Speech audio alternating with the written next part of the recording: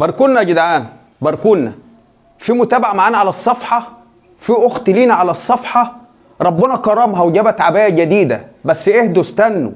محدش فيكم يقول لها مبروك دلوقتي، محدش فيكم يقول لها تدوبيها في عرج العافية دلوقتي. اصبروا شوية لما تشوفوا الفيديو، وبعد الفيديو مستني رأيكم في التعليقات. يا إما تقولوا لها أنت صح مبروك عليكي، يا إما تقولوا لها أنت مبروك على بيت أبوكي. الله على العباية، والنبي عينيا كانت هتطلع عليها، ده انا كان هيجرى لي حاجه لو مش جبت. جميله. بسم الله، لا اله الا الله. يا نور، تعالى تعالى. يا نور انت كنت بره ولا ايه؟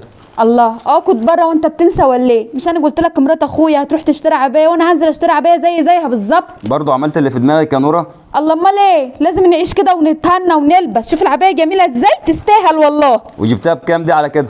ب 700 جنيه. إيه؟ سعرها حلو. 700 جنيه؟ ده هم اللي معانا في البيت يا بنتي.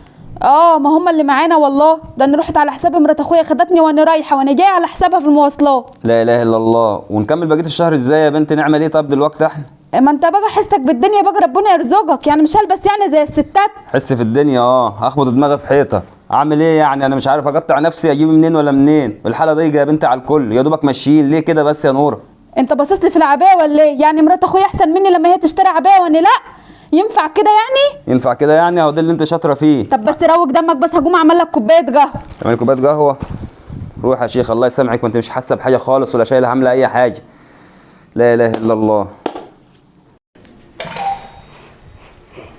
مين؟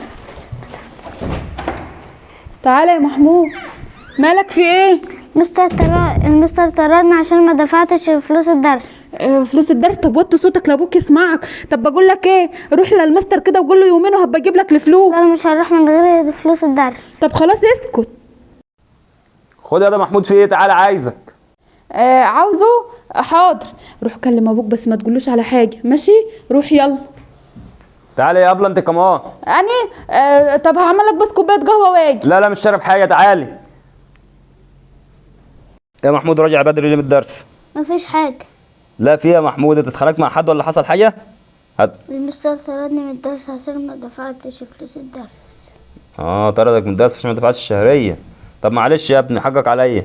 قوم ادخل جوه، قوم يا ابني معلش، ما ربنا كرمك بام مايله، هتعمل ايه؟ نصيبك كده. اللي انت بتقوله للولد دوت كل شويه امك مالها امه يعني؟ امال ايه؟ لما يكون معاكي 700 جنيه ومفيش الا هم في البيت، وتستخسري في الواد تديله الشهريه، ورايحه تجيبي عبايه عشان تلبسي وتتمنظري، تبقى ايه؟ تبقى ام مايله. بقول لك ايه، انا اريح دماغي ودماغك من الحوار ده خالص، واقعد الواد ده من التعليم واوديه ورشه يتعلم كده، على الاقل يجيب لك فلوس ويساعد معايا، ويجيب لك عبايات بايه؟ تلبسي براحتك كده وتتمنظري. اللي انت بتقوله دوت تودي الواد ورشه ويطلع من التعليم؟ طب والله لو حصل كده ما هقعد لك في البيت. الله، طب خلاص ما تساعديني يا شيخ، اقفي معايا، اقفي جنبي عشان نعرف نعلمه ونعرف نطلعه مستوى حلو. ليه كده بتعملي ليه كده؟ وبعدين ما تتصرف ولا استلف من اي حد. اتصرف ولا اتصرف من اي حد؟ ما انت مش على بالك حاجه. اتصرف من مين؟ الحال ضيق على الكل. اروح امد ايدي لمين دلوقتي واقول له هات اديني؟ محدش هيدينا حاجه. وليه؟ ما كان معانا، ما كنا حفظنا يا شيخه ومشينا على جدينا. لا اله الا الله، حسبي الله ونعم الوكيل في الاشكال اللي زيك يا شيخ. انا اقوم واسيبها لك وامشي خالص. انا مش عارفه لقيت التزعيق ده اصلا، ده كله عشان جبت عبايه؟ هي مرات اخويا احسن مني يعني لما هي تجيب عبايه وانا لا؟ ما لازم البس قدام الناس. وبعدين مالكش دعوه بالولد، انا هاخده واوديه للمدرس واقول له يصبر علينا شويه، يعني هو الشهريه هتطير؟